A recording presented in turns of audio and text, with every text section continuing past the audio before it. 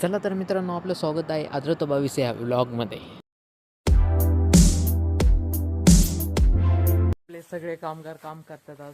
आज ते मशरूमच्या याच्यासाठी भुसा पाहिजे म्हणून इकडून सगळा भुसा उचलू राहिले. ते समर्थ निरगुडे चाललेत कमरावर जाळी ठेवून.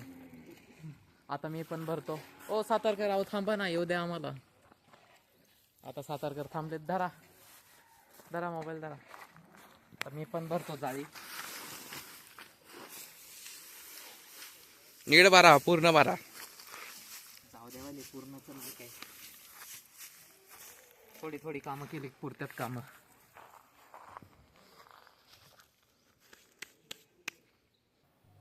आता तर काही विषयच नाही. आता सर डायरेक्ट कामं सांगू राहिलेत पोरांना. आता मग काय पोरं नुसते कामाला इकडे सादर करतं काय उभेत. हा लॉट ह्या बघा कसा चाललाय जाळी घेऊन.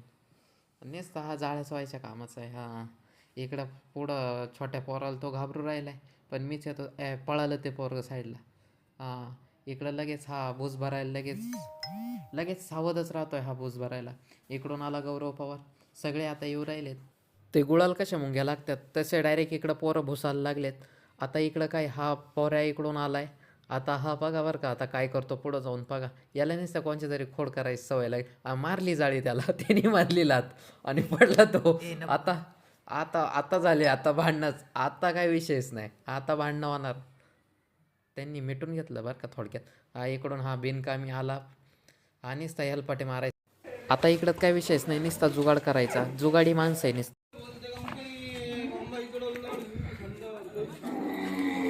हे बिनकामी नुसते हेलपाटे मारायच्या कामाचे. आम्ही इथं सभा लावली आहे. हे सभा बघा, निवडणुकीची सभा आहे चालू. मतमोजणी चालू आहे इथं. मतमोजणी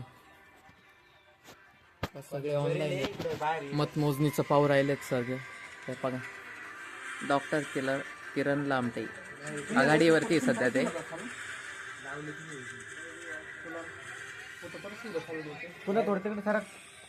हे बघा, हे डायरेक्टर आहे, मतमोजणीचे डायरेक्टर आहे.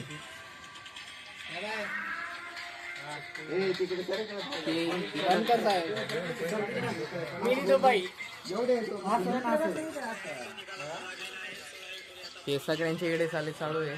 तिकडं मतमोजणी करतात आणि इकडं म्हणतात गुलाल आमचा. तुम्हाला काय विचारणार नाही कोणी, ते निवडून येणार आहे. तुम्हाला कोणाला पण कन्स्ट्रक्शनच्या कामासाठी माणसं लागत असेल, आपल्याला काय माणसांची कमी नाही. हा सेपरेट माणूस आपल्याला आपण ठेवलेला आहे, पाणी मारण्यासाठी ठेवलेला आहे. आता काय याचा कॉन्टॅक्ट तसा आपण करून देऊ, तसं तुम्ही कमेंट करा. मग तुम्हाला मी कॉन्टॅक्ट नंबर याचा कमेंटमध्ये लिहून देतो. फक्त कमेंट करा काम असेल तुमच्याकडं. कारण की हे सगळे काम नसले का बिनकामीत, हे काही काम नसलं का हे तसेच हिंडत राहतात. त्याच्यामुळं काय तुम्ही याची मी गॅरंटी देतो, कारण की हा चांगल्या प्रतीने तुम्हाला काम करून देईल. त्याचं काही प्रॉब्लेम नाही. कामाचं टायमिंग त्याचा आहे 10 ते 5. याला 10 ते 5 ह्या टायमिंगला बोलवायचं आणि 5 वाजल्याशिवाय सोडायचं नाही. जेवायचं काहीच नाही. तो सकाळी जेवून येणार, त्याचं काहीच नाही आहे. तसा प्रॉब्लेम काहीच नाही. आणि काम करून घ्यायचं बिंदास्त. पण भुसा टाकून आलेलो आहे आपल्या. आता हॉस्टेलला जाऊ आता आपण, कारण की भुसा टाकून झालेला आहे आता मशरूमचा. तिथं मशरूमच्या प्लॅन्ट शेजारीच टाकलेला आहे, स्टोअर केलेला आहे. मग आता आपण भेटू आता हॉस्टेलवरती गेल्यावरती. ही रूम घ्यायची होती, काही त्यांना ही पसंत झालेली नाही आहे. मग आपण दुसऱ्या रूममध्ये जाऊ आता. ते यांनी ही रूम बुक केलेली आहे, ते झालेली त्यांची रूम आहे. कुणाल भाऊला ही रूम आवडलेली आहे. ही चांगली रूम आहे, चांगली रूम. मला तर वाटतंय चांगली रूम आहे. काय आता कुणाल भाऊंचं म्हणणं आता काय काय माहिती. लेक्चर सरांना विचारून बघू सर काय म्हणते, मग त्याच्यानुसार आपण ठरवू. हो, ट्रॅक्टर सरांकडे जाऊ, मग पाहू काय म्हणतात. तर चाललो आहे आता आपण ट्रॅक्टर सरांकडे. पण ट्रॅक्टर सरांच्या सुद्धा खोलीला कडी दिसते बाहेरून. नाही आहे का आतमधून आहे का? तरी आपली स्टोर रूम आहे. आता आपण जाऊ स्टोर रूमकडं. तुम्हाला आपण दाखवू स्टोर रूम कशी आहे आपल्या कॉलेजची. ही आपली स्टोर रूम आहे. हे लय पसारा आहे इथं. तसं काय पाहिण्याजोगं काहीच नाही, कारण की सगळाच पसारा आहे. प्रशांत भाऊ रूम सोडून राहिले. ते बघा कशी चालण्याची गडी आणतात नाही. त्याने तर तोंड दाखवत होते काय त्यांना होतं आता. रूमला पुरायले आणि इकडं सामान भरायची तयारी चालू आहे. साहित्य हे कपडे एवढे लटकवलेले आहेत.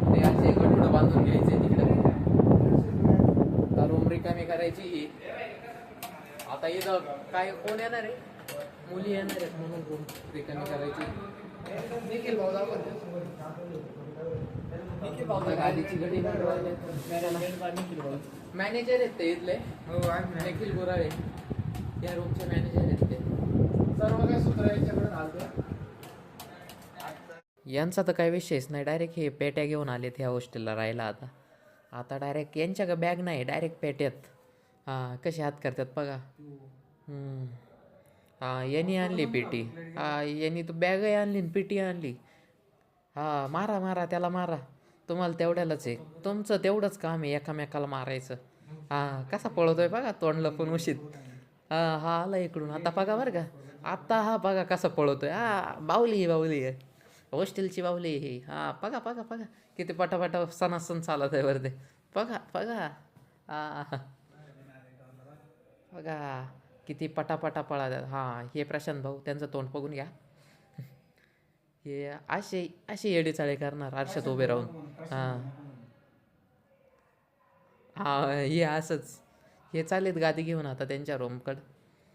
त्यांचं तेवढं रूम पसंत पडलेली आहे कारण की चांगली रूम आहे आणि आवाज घुमतो याच्यात, म्हणून त्याला जास्त आवाजाची रूम पाहिजे होती. पण ही रूम चांगली आवाज घुमायच्या बाबतीत.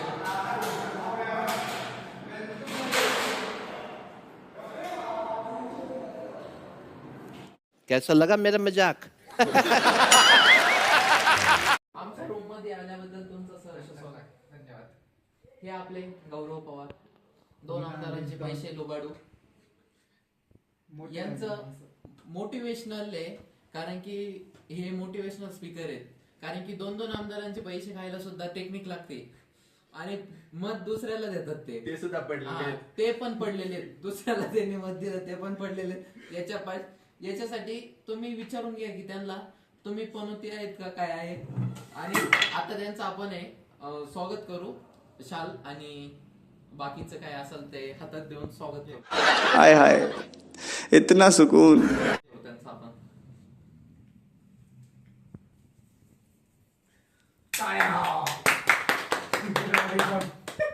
आता आपण लगेचच मुलाखतीला सुरुवात करणार आहे. मुलाखत कोणाची तर गौरव पवार, लोबाडू व्यक्ती, शबनम काशिक. चला तर आपण करू आता मुलाखतीला सुरुवात करू.